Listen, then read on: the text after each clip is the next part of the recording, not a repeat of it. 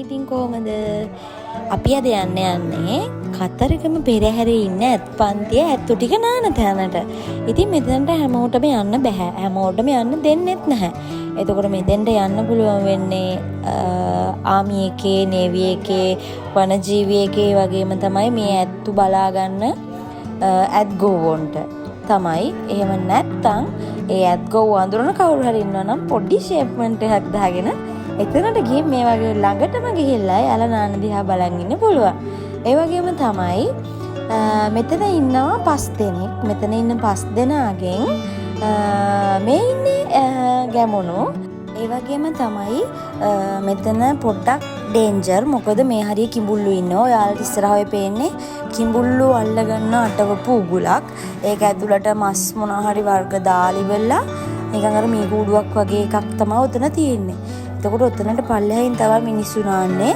එතන කෙලින්ම වට කරලා ගහලා තියෙනවා ලොකු දැලක්. එතනින් පල්ලෙහාට කිඹුල්ලුන්ට යන්න බෑ.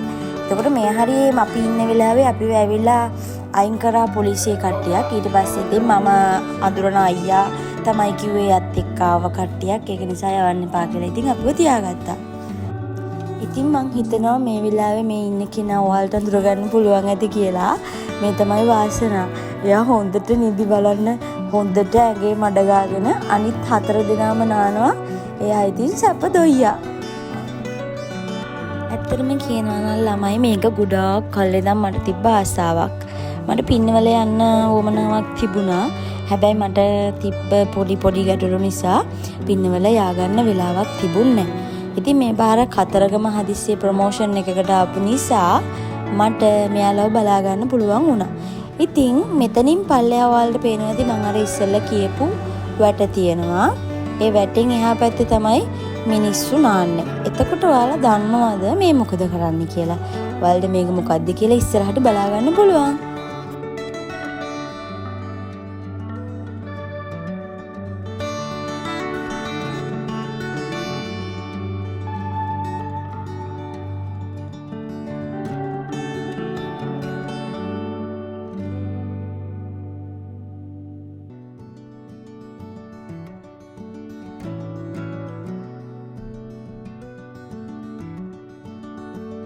හරදරයිනේ. අයියා හැමදාම දානවද මෙයාලව? නම් මොකද්ද මෙයාලගේ? මේ දෙන්න කොහේ පන්සලේද? අත්තන ගල්ල. අර අයියා අතන අරයා අතන හම්බුනා. කමන්නේ මන් තේමුණත් මම බහිනවා. හදිසියෙම වේල ගන්නවා ඉතින්. ඕක වෙන්නේ නෑ මේ. ඔව්. සෝකරයා අරය නැද්දයි නන්දි මිත්‍ර මේ පාර? නෑ නෑ. ඒකනේ ආවේ නැත්තේ පාරේ. එයා යනවා දෙවියෝ. කොහෙද? දෙවියෝ. ගිය පාර නම් හිටියා හැබැයි ඈ. එයා කවුද මේ මෙතන ඉන්න පස්තන? මේ පස්තන කවුද? අරය කවුද? මෙයා ගැමුණු. අරයා අරයා මඩ ගාගෙන ඉන්න එක්කනා. මේ වාසනා මං කිව්වනේ වාසනා කියලා. ඉතින් හැබැයි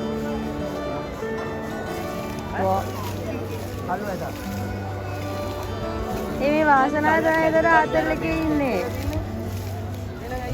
මේ විදිහට තමයි යාළුවනේ අලියාගේ ඇඟ අතුල්ලන්න පොල් එල්ල යාලා කපලා එයාලා ළඟ තියෙන පිහියෙන් එයාලා හදාගන්න විදිහ. ඕක තමයි අරගෙන ගින් අන්න අර මේ මෙතන අතුල්ලන විදිහට දාලා හොඳට අතුල්ලන්නේ. පොල් එල්ල තමයි ඔය කපලා තියෙන්නේ. ওই විදිහට. ඒකෙන් තමයි යාළගේ නියපොත්තු එතකොට කන එහා පැත්තේ එහෙම අතුල්ලන්නේ. මේ ඉන්නේ මං හිතන්නේ ගැමුණු. මෙයා තමයි මං අඳුරන අයියා බලා ගන්න එක්කනා. එයා නම් චුට්ටක් දඟයි. ඉතින් කියන දේ අහන්නෙම නෑ. ඒ වුණාට අයියාගේ කටට නම් චුට්ටක් බයයි.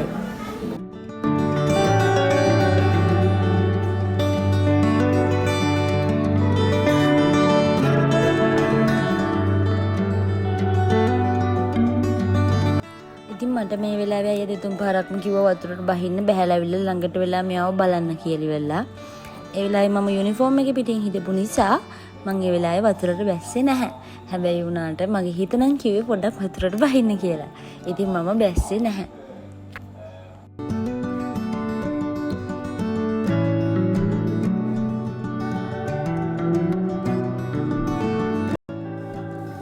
දන්නවා ඔයාලට තියෙන ගැටලුව මොකක්ද කියලා. ඉතින් ඔයාලා බලනවා ඇති මෙයාලා කීයටද දාන්නේ වතුරට. එතකොට මෙයාලා කීයේ ඉඳන් කීයේ වෙනකම් වතුරේ ඉන්නවද?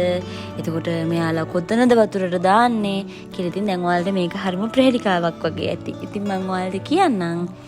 මෙයාලා හරියටම 11ත් 2ත් අතර එහෙම නැත්තම් 12ත් 3ත් අතර පැය 3ක් මෙයාලා වතුරට දානවා. මෙයාලා ඉන්නේ හරියටම කියනවා නම් ඔය ටැමිල් අයගේ ඔය මං හරියටම දන්නේ නැහැ ගැන ඔය කොණ්ඩේ බූගානවා කියන්නේ අන්න ඒ කරන දැනින් පල්ලෙහාට බැස්සම මෙයාලා බලා ගන්න පුළුවන්. හැබැයි ඔයාලා අඳුරන කවුරු හරි ඉන්නවා නම් එතන ඔයාලට මේ වගේ ළඟටම ගිහින් බලන්න පුළුවන්. නැත්තම් ඒ පැත්තට යන්න දෙන්නේ නැහැ.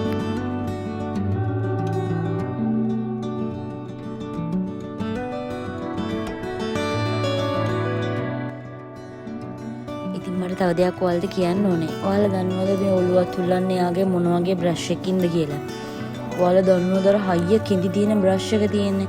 අන්න ඒ වගේ බ්‍රෂ් එකකින් තමයි අතුල්ලන්නේ. මොකද නැත්තම් එයාලා ගිහිල්ලා මඩ නාලා වැලි නාලා ඔක්කොම කරලා ඉන්නකොට පෙරහැරේ යාලව එක්කගෙන යන්න බැරි නිසා එයාලව හොඳට හොදනවා. ඉතින් ඒක තමයි මේ අයියා කරන්නේ.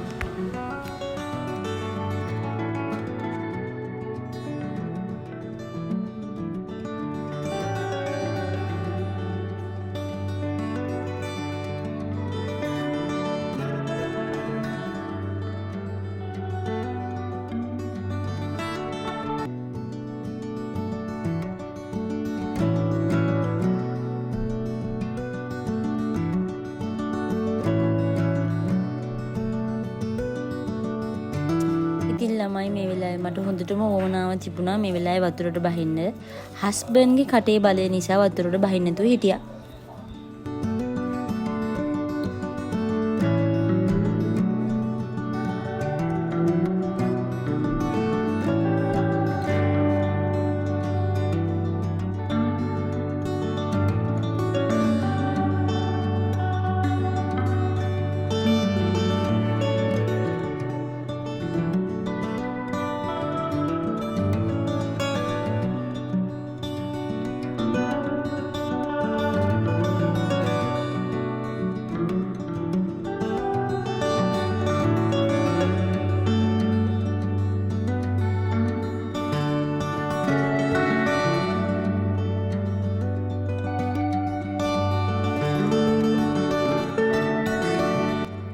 ඉතින් ළමයි එහෙනම් අදට වීඩියෝ එක ඉවරයි. ඔයාලටත් මෙතනට යන්න ඕමනාවක් තියෙනවා නම් ඒ වගේම ගිහිල්ලා තියෙන කෙනෙක් ඉන්නවා නම් අනිවාර්යෙන් වීඩියෝ එකට කමෙන්ට් එකක් දාගෙන යන්න. ඒ වගේම තමයි මේ ගැන විස්තරයක් ඔයාලට මොනවා හරි දැනගන්න තියෙනවා නම් ඒත් මේකට කමෙන්ට් එකක් දාලා මගෙන් අහන්න.